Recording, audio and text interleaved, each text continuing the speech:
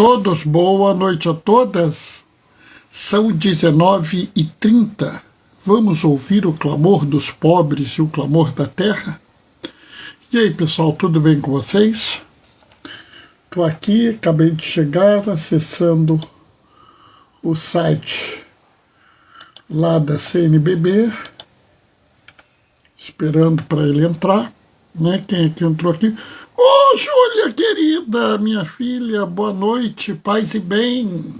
Como é que nós estamos? Conta aí para mim.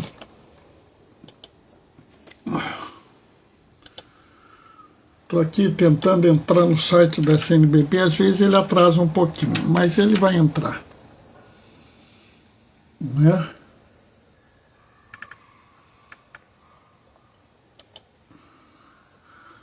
Tá entrando. É assim mesmo.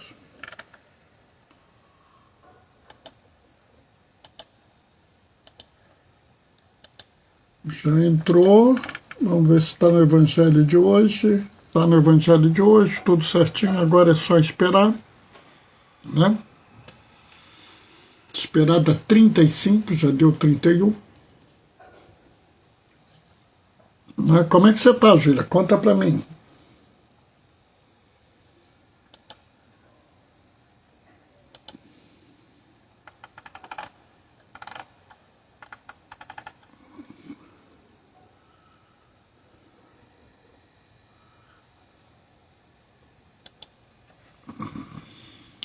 Eu hoje já fiz bastante coisa, tem um monte de coisa para fazer. Aliás, sempre tem coisa para fazer, né? Toda hora tem um monte de coisinha para fazer. Então, como eu digo, já não é nem novidade. Hoje eu fiz a celebração da palavra de manhã cedo, depois fui para o trabalho, trabalhei bastante. Um aluno meu defendeu a tese de mestrado, uma defesa foi boa, graças a Deus, né? Aí cumpri minha carga horária, vim para casa, já comi, porque agora tem que comer mais cedo por causa do diabetes. E estamos aí, né? Estamos na nossa atividade. Eu vou aproveitar aqui para entrar no Instagram, porque às vezes eu tenho dificuldade de ver alguma pessoa que entrou, né? Aqui que aí eu fazer isso fica mais fácil de ver, né? Fica mais fácil de ver ali quem entrou agora. Outro dia entrou uma pessoa que eu conhecia e como eu não estava conseguindo ler direito, eu não reconheci quem era, né? Só é estranho porque eu não sabia disso. Tem um atraso entre a minha fala e o que vocês veem, né? Então é muito estranho isso para mim. Oi, Gracinha, boa noite, paz e bem. Tá quase na hora que a gente vai começar. Oi, meu paizão, tudo ótimo por aqui. Neném dormindo, estou aqui na live. Que bom que ela está dormindo. Criança, quando está dormindo, é bom sinal. Sinal que não está doente, não está incomodada, é um bom sinal. Está fazendo muita arte? Porque criança arteira é criança saudável. Eu sei que dá trabalho, é uma confusão, mas é um bom sinal, né? Está quase na hora da gente começar, falta menos de 1 minuto. Né? E aí a gente vai tocar adiante, né? Eu estou sempre nas minhas atividades, né? E aí a gente vai levando, né?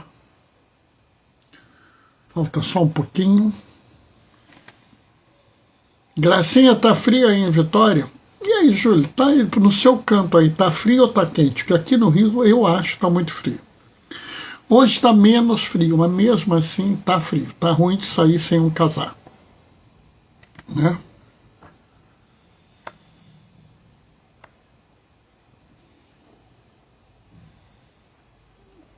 Está realmente complicado. Bom, está na hora, vamos começar. O Senhor esteja convosco. Ele está no meio de nós. Proclamação do Evangelho de Jesus Cristo, segundo Mateus. Naquele tempo disse Jesus aos seus discípulos: Não penseis que vim trazer a paz à terra. Eu não vim trazer a paz, mas sim a espada.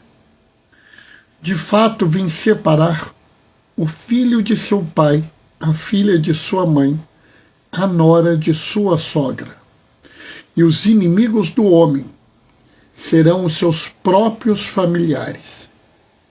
Quem ama o seu pai ou a sua mãe mais do que mim, não é digno de mim. Quem ama seu filho ou sua filha mais do que a mim, não é digno de mim. Quem não toma a sua cruz e não me segue, não é digno de mim.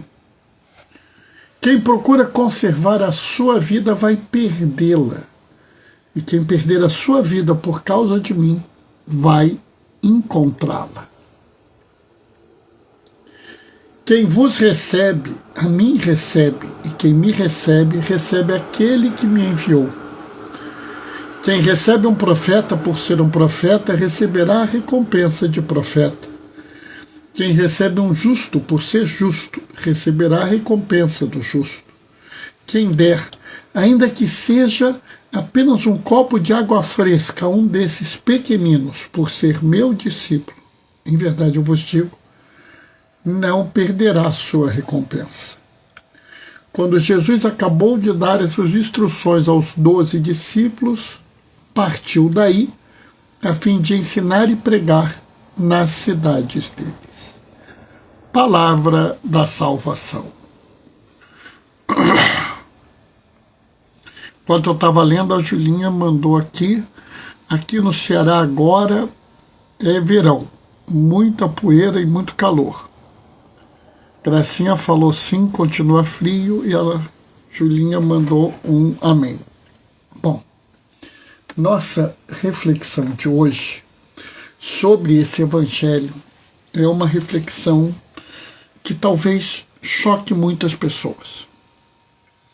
Por quê?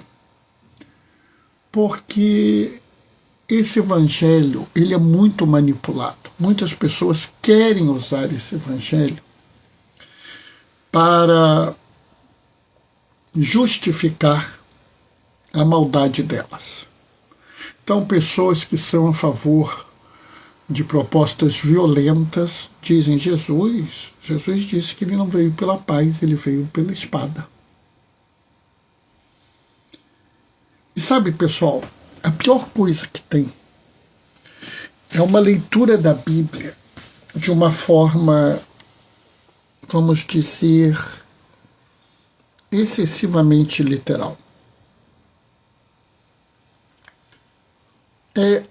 Existe a necessidade, sim, de conhecer os gêneros literários, de se conhecer os dados culturais, para que a gente possa fazer uma boa leitura da Bíblia. Oi, Giza, boa noite, paz e bem.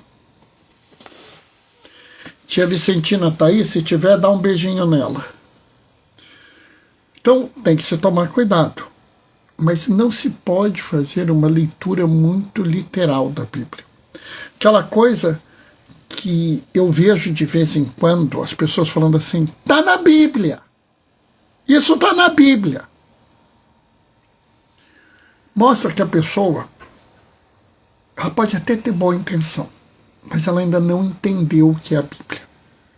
Esse que é o problema. Por exemplo, você deve ter uma Bíblia em casa, né? Então você vai pegar o Salmo 81 ou o Salmo 82, vai depender da sua edição, né? Ah, tá, tia Vicentina não está aí com você hoje, né, Gissa? Sem problema. No sábado ela costuma estar. Bom, vamos lá.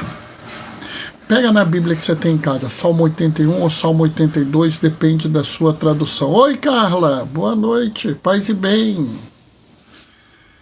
Pega o primeiro versículo. Olha lá. E Deus se levanta na Assembleia Divina e profere o seu julgamento para os outros deuses. É? Outros deuses, Bernardo? É. Está escrito na Bíblia. Não, Bernardo, não pode estar escrito isso na Bíblia, porque só tem um Deus. Mas na Bíblia está escrito outros deuses. O que você vai fazer? Se você lê a Bíblia sem interpretar os estilos que a Bíblia foi escrita, sem entender que a Bíblia é um todo, sem entender que as pessoas têm dados culturais quando escrevem a Bíblia,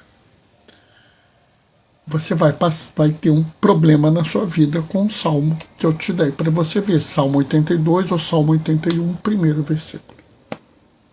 Aliás, mais adiante nesse versículo diz, vós sois deuses. E agora? Como é que você faz? É essencial que a gente entenda que Jesus, quando está falando, ele está falando numa realidade que ele vive. Ele vive sobre o domínio do Império Romano, sobre a Pax Romana. Ou seja, você continua com seu governo aí, desde que não tenha confusão na sua província e você me pague os impostos. Se continuar assim, está tudo bem, tudo em paz. Se você não respeitar essas regras, eu vou aí com uma legião e mato Deus e o mundo. Aliás, isso não é muito diferente do que os egípcios que estão na primeira leitura faziam. Eles exploravam, massacravam o povo judeu, o povo hebreu que lá estava no Egito, para fazer as obras deles. Né? Ou seja, eles sobrecarregavam, eles sugavam os trabalhadores hebreus para obter o bem deles. E para os egípcios estava tudo tranquilo, estava em paz. E aqui a gente precisa entender o que é essa espada. E é difícil entender o que é essa espada, porque essa espada parece causar divisão. Eu vim para separar o filho do pai, a filha da mãe, a nora da sogra. Né? Como é que a gente faz isso? E a pista maior está aqui. Quem recebe um profeta por ser profeta, receberá a recompensa de um profeta. Quem vos receber, a mim recebe. Quem me recebe, recebe aquele que me enviou. Quem receber um justo por ser justo, receberá a recompensa do justo. E aqui a gente vai pegar uma coisa interessante. Quem recebe um profeta por ser profeta, receberá a recompensa de ser profeta. E eu vou dizer para vocês que todos os profetas do Antigo Testamento usavam a espada que Jesus trouxe. Não penseis que vim trazer a paz à terra, eu não vim pela paz, mas sim pela espada. Todos os profetas do Antigo Testamento usavam a espada que Jesus trouxe. O único profeta do Novo Testamento, João Batista, usava a espada que Jesus trouxe. E digo mais, os profetas e profetisas do nosso tempo usam a espada que Jesus trouxe. Oi, Fátima, boa noite, paz e bem. Não, Bernardo, peraí. João Batista nunca teve uma espada. Você está dizendo que irmã Dorothy, que padre Josimo, eles usavam uma espada? Não tem nenhuma foto deles com espada. Eu sei, pessoal. Mas esse é o problema que eu estou discutindo com vocês. O que faz um profeta na Bíblia? Ah, ele adivinha o futuro. Não, não. Observe, João Batista, o único profeta do Novo Testamento, ele nunca adivinhou o futuro. João Batista, ele mostrava o reino e denunciava o erro. Os profetas anunciam o reino de Deus e demonstram os erros do mundo. Há alguns que preferem dizer que os profetas apontam os erros, indicam os acertos e nos chamam a sair do erro para o acerto. Mas para ficar mais fácil de vocês decorarem, o profeta anuncia o reino dos céus e denuncia os erros do mundo. Simples. Não é, Bernardo?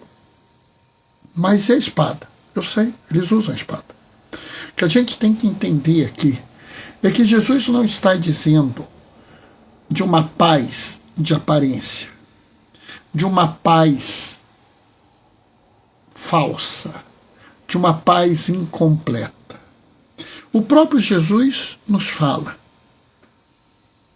eu vos deixo a paz, eu vos deixo a minha paz, mas a minha paz não é igual à paz do mundo. Sabe,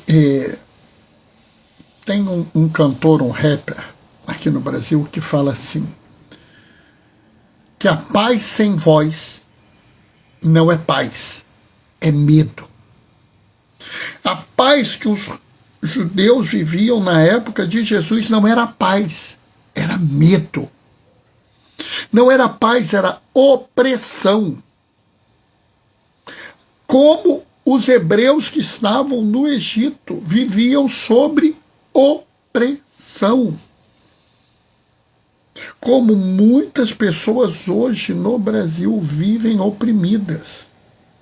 Seja por uma escala de trabalho obscena, por uma carga de trabalho absurda, seja porque elas estão sobre territórios dominados por traficantes milicianos, seja como os nossos irmãos indígenas que estão a todo momento correndo o risco de ter os seus territórios invadidos, seja os nossos irmãos pretos que vira e mexe, correm o risco de, numa abordagem policial, serem mortos. Ou as nossas irmãs mulheres que vira e mexe são vítimas de importunação, assédio ou até abuso sexual, quando não são diminuídas na sua dignidade só por serem mulheres. Tudo isso é opressão. Enquanto nós vivermos numa sociedade onde isso é aceitável, onde ninguém se revolta contra isso, nós não teremos paz. Porque, como disse o profeta Isaías, a paz é fruto da justiça. Não existirá paz enquanto existir injustiça. Não existirá paz enquanto o dinheiro for mais importante do que a vida humana. Não haverá paz enquanto o poder for mais importante do que a dignidade. E não sou eu que diz isso. É a Bíblia. E aqui não tem discussão. Porque são vários e vários e vários versículos que você pode encontrar na Bíblia que nos chamam a uma justiça. Não é uma justiça qualquer, é uma justiça que leva a vida à plenitude. Uma justiça que restaura a ordem original, a ordem lá do Jardim do Éden. Bernardo, mas será que a gente vai conseguir isso? Provavelmente não. Porém, nós não vamos parar, nós vamos insistir nessa luta. Mas, Bernardo, o que adianta eu lutar se eu vou perder? Sua pergunta é boa. Tá certo. Mas quem te responde é Paulo. Quanto a mim, já estou para ser derramado em sacrifício. Combati o bom combate, completei a corrida, guardei a fé. Sabe, São João Crisóstomo coloca isso muito bem. Nós temos que estar nessa caminhada, mesmo que não tenhamos sucesso. Continuar, mesmo que não tenhamos sucesso. Pode parecer estranho, mas é a realidade. Esse é o nosso chamado. Essa é a nossa missão. Tá, Bernardo? Tudo bem. Eu já entendi que a paz de Jesus não é a paz que as pessoas estão pensando. Não é sequer uma paz armada. Mas e essa espada? Bom, primeiro a gente tem que entender que Jesus é pacífico. Aliás, eu diria até que Jesus não só é pacífico, como é pacifista. Eu vos deixo a paz. A paz esteja convosco. Quando entrardes na casa de uma pessoa, diga: a paz esteja nessa casa. E ele vai adiante. Ouvistes o que foi dito, olho por olho, dente por dente. Eu, porém, vos digo, não resisti ao homem malvado. Se alguém lhe der um tapa na face direita, ofereça-lhe a esquerda. Mas como é possível que Jesus, sendo um homem pacífico, um homem manso, os católicos até falam, Sagrado Coração de Jesus, não, Jesus manso e humilde de coração, dai-me um coração semelhante ao vosso. Né? Ora, como esse homem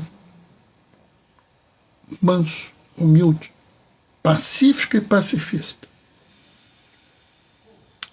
diz que veio por uma espada. E você só vai entender isso se você entender de fato o que é a espada. E você, quando entender de fato o que é a espada, verá que eu estou certo. Que todos os profetas do Antigo Testamento, o profeta do Novo Testamento e todas as profetisas e profetas do nosso tempo usam essa espada. E que você vai querer usar a espada. Para entender isso, a gente tem que entender a profecia de Simeão. Se lembra? Simeão era um homem muito antigo, muito velho, que vivia no templo e que tinha recebido a promessa que não morreria enquanto não visse o Messias chegar. E quando José e Maria trazem Jesus ao templo, ele tira a criança das mãos de Maria e fala: Senhor, já podeis deixar teu servo morrer, porque esses olhos viram a salvação. Vira para Maria e fala: esta criança será causa de queda e reerguimento a muitos de Israel, e um sinal de contradição. E aí, se você entende que Jesus é um sinal de contradição, você entende por que vai haver a separação do filho com o pai. Vai haver a separação da filha com a mãe, da nora com a sogra, porque os inimigos do homem serão seus próprios familiares, porque a contradição incomoda. Como diz o Salmo, o ímpio se irrita com a presença do justo. Por quê? Porque o justo mostra a contradição do ímpio. Um homem bom, um homem justo, uma mulher santa, uma mulher mansa, uma mulher solidária, alguém que realmente vive, testemunha o amor de Jesus ao mundo, incomoda as pessoas. Não é à toa que determinadas pessoas, como Padre Júlio, irritam tanto outras pessoas, porque quando o Padre Júlio cuida dos miseráveis, dos excluídos, quando o Padre Júlio adota crianças cujo pai e a mãe morreram de AIDS, as pessoas se revoltam.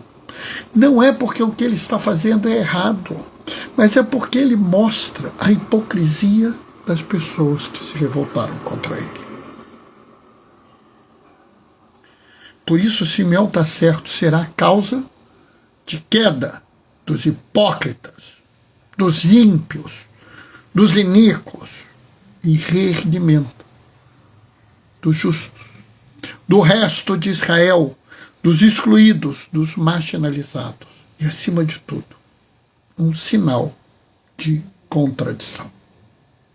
Mas logo em seguida, Simeão vira para Maria e fala assim: quanto a ti, uma espada transpassará o teu coração. E aí, parece que está tudo errado. Porque nenhuma espada transpassou o coração de Maria, né? Procura na Bíblia, procura em qualquer... Nem nos evangelhos apócrifos se fala disso. Mas eu vou dizer para vocês. Uma espada transpassou o coração de Maria. E eu desejo que essa espada atravesse o seu coração. Eu desejo isso para você. Bernardo, você quer que uma espada transpasse o meu coração? Não. Eu quero que a espada que Jesus trouxe ao mundo, a espada que transpassou o coração de Maria, que transpassou o coração dos apóstolos, de Maria Madalena, de Josimo, de Irmã Dorothy, de Dom Helder, de Dom Oscar Romero, transpasse o seu coração. Mas, Bernardo, já me disseram que isso é porque feriram o coração de Jesus. Então Simeão é mentiroso, porque Jesus não foi ferido por uma espada, e sim por uma lança. É de fato, Bernardo, você tem razão. Foi uma lança, não foi uma espada. Então Simeão é mentiroso. Não. É porque você continua achando que essa espada é uma arma. E não é. E quem vai te explicar o que é isso é Paulo. Quando Paulo diz assim: a palavra de Deus é viva e eficaz, corta como uma espada de dois gumes. É. A espada que Jesus trouxe é a palavra de Deus. É a palavra divina que a tudo ilumina e a tudo transforma. A espada que transpassou o coração de Maria é a palavra de seu Filho, Deus encarnado pela ação do Espírito Santo, que veio a nós para nos salvar e nos ensinar o caminho da justiça, da verdade, da vida e, consequentemente, o caminho da paz. Mas muitos se levantarão contra esta palavra porque ela é incômoda, inclusive nós mesmos, porque há necessidade de mudar a nós. Nós temos contradições em nós. E nós precisamos admitir: eu tenho essas contradições, eu tenho esses medos, essas fraquezas, esses limites. Eu vou abrir mão deles. Por isso, quem perder a sua vida por causa de mim vai ganhá-la. Viram?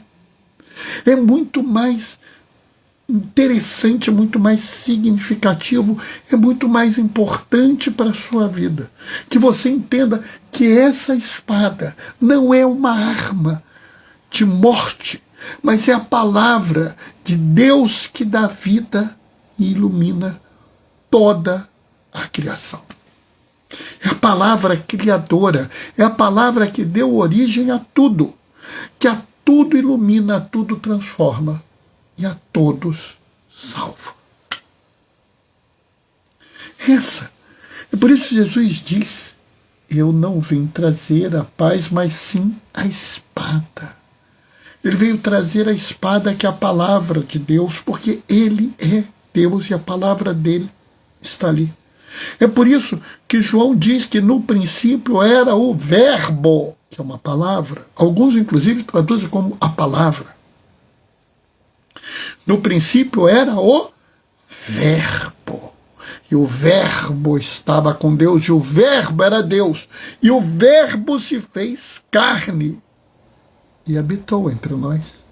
A palavra se fez carne e nos foi pronunciada pela própria palavra. A força criadora, a força vital que a todo mundo deu origem, se manifestou para nós, para nos revelar aquilo que é essencial. E é por isso que aquele que recebe o profeta por ser profeta receberá a recompensa de profeta. Se você acolhe a palavra, por ela ser a palavra.